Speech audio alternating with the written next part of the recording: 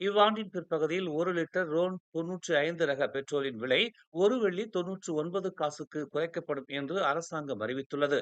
அதற்கு பிரதமர் Datuk Seri Anwar Ibrahim மட்டும் காரணம் அல்ல என்று எதிர்க்கட்சி தலைவர் ஹம்சா ஜைனுddin குறிப்பிட்டுள்ளார்.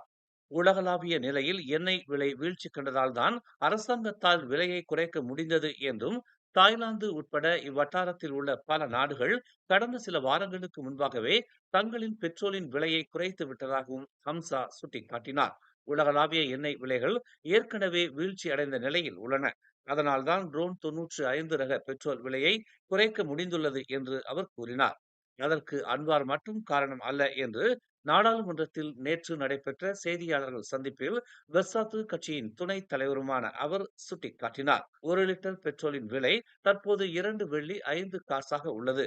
இலக்கிடப்பட்ட உதவித்தொகை திட்டம் நடப்புக்கு வரும்போது அது 1 வெள்ளி 99 காசாக குறைக்கப்படும் என்று நேற்று முன்தினம் அன்வார் அறிவித்திருந்தார். மேலும் செய்திகளை தெரிந்து கொள்ள தமிழ் மலர் நாளிதழை பாருங்கள். உடனுக்குடன் செய்திகளை தெரிந்து கொள்ள தமிழ் மலர் இணையதளம், தமிழ் மலர் செயலி மற்றும் மலர் டிவி யூடியூப் சேனலை வலம் வாருங்கள். எங்களோடு இணைந்திருக்க மலர் டிவியை பதிவு செய்து கொள்ளுங்கள்.